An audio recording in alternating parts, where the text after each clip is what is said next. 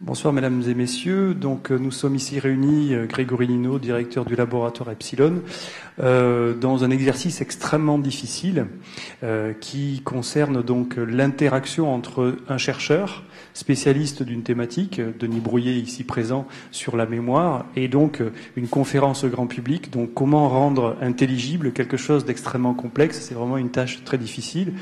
Et donc nous sommes associés avec la mutualité française Languedoc-Roussillon, service prévention, Mathieu Pardel et Sylvain Agier, et également avec la Camiège qui nous aide à organiser cet événement, parce que c'est la deuxième de ce cycle de conférences.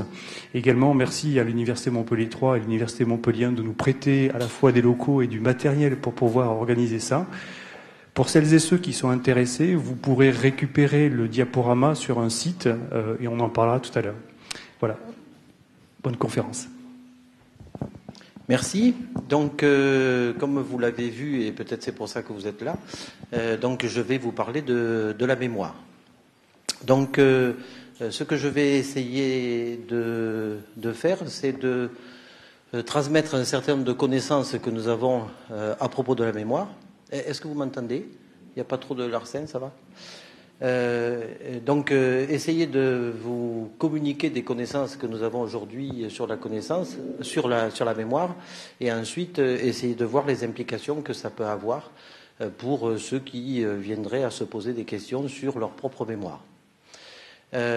Si vous souhaitez m'interrompre, me poser des questions au fur et à mesure de mon exposé, ça ne me pose aucun problème.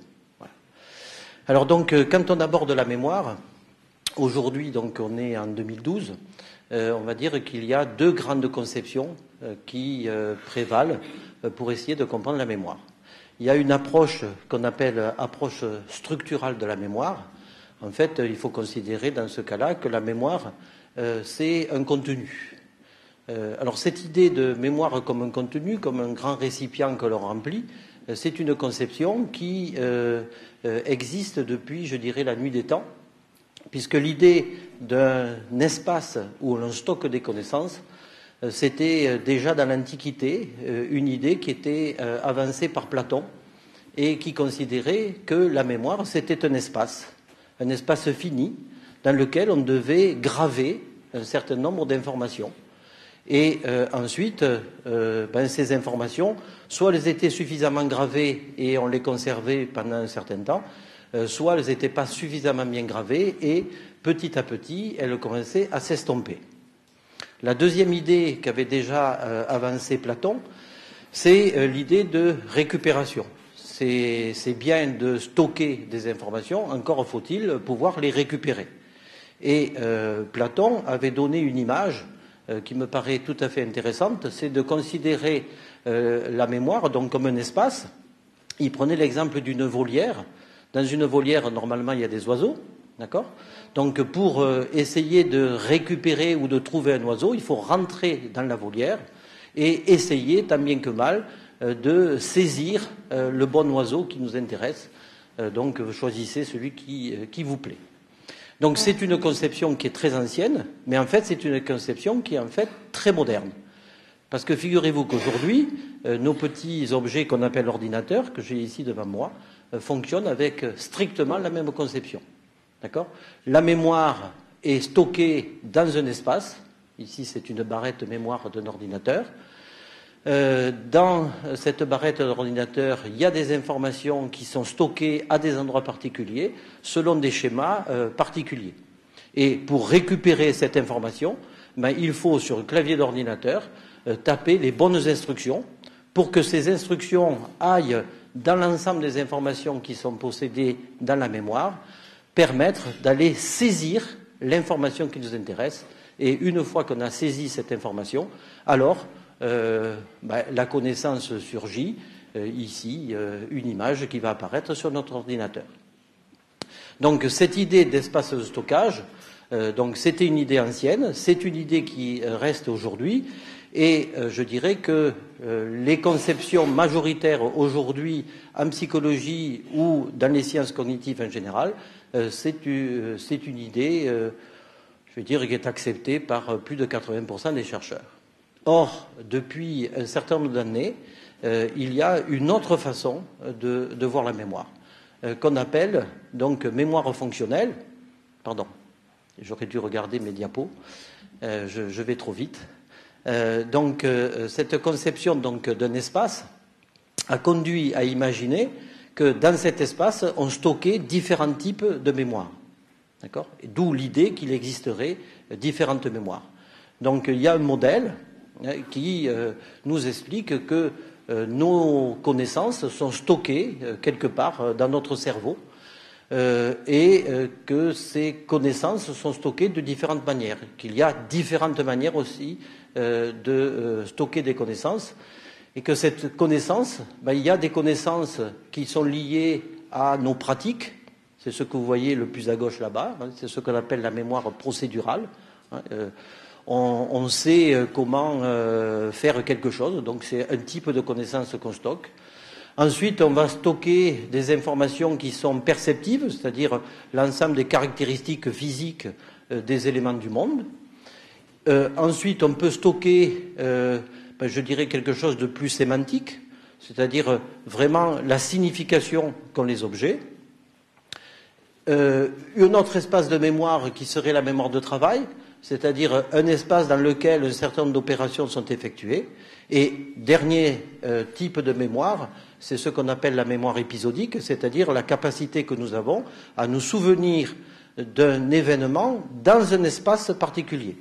L'exemple qu'on donne généralement, si je vous demande qu'est-ce que vous faisiez un certain 11 septembre, vous seriez capable de vous souvenir de ce que vous faisiez à ce moment-là. C'est ce qu'on appelle la mémoire épisodique.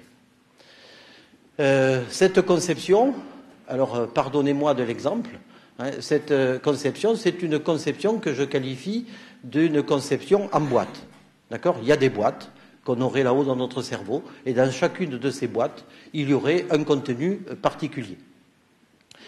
Je ne développerai pas cet aspect-là, mais il existe aussi aujourd'hui tout un champ de recherche qui essaie de découvrir à l'aide donc d'imagerie où ça se situe dans le cerveau. Et donc, comme vous le voyez ici, il y a une belle radiographie qui semblerait nous laisser croire qu'il y a quelque part dans notre cerveau les différentes informations qui sont stockées. Donc, comme je le disais, il y a stockage des informations, mais ensuite, il faut les récupérer. Là, encore une fois, une conception majoritaire aujourd'hui, si je vous donne le mot chat, soit si je le lis, soit si je vous demande de le lire vous-même, ce mot chat, il est dit que ça va activer dans notre cerveau l'ensemble des connaissances qui sont relatives au mot chat. Ces connaissances sont organisées selon une structure particulière et quand je vous dis chat, normalement vous devriez penser à chien. D'accord ? Sauf que quand on regarde ce qui se passe, on va s'apercevoir que, par exemple, le mot que sera traité plus rapidement que le mot chien. Pour une raison simple, c'est que quand on passe à un chien, certes, chien c'est un animal et dans la classe des animaux il y a des chats, d'accord, mais un chien a une spécificité, c'est qu'il a une queue, d'accord. Donc on a cette idée aujourd'hui majoritaire, on stocke des connaissances et on les récupère parce qu'elles sont organisées d'une certaine façon. Or, comme je l'ai dit tout à l'heure, il y a une autre conception de la mémoire et c'est celle qui m'intéresse. C'est ce qu'on appelle la conception fonctionnelle de la mémoire, c'est-à-dire qu'on ne stockerait plus des connaissances. En fait, ce qui serait retenu par l'individu, c'est l'ensemble des processus par lesquels il a pu répondre à une situation particulière. D'où l'idée qu'on a affaire à une mémoire des processus. D'accord ? Ce n'est pas des contenus que l'on mémorise, c'est plus les façons dont on a traité l'information qui seraient retenues. Donc je vais prendre un certain nombre d'exemples pour vous montrer qu'effectivement, c'est plus en termes de processus, de traitement, qu'il faut voir la mémoire plutôt qu'en termes de stockage. Donc, premier exemple, ce sont des travaux maintenant assez anciens puisqu'ils datent des années 70. On appelle ça la spécificité de l'encodage.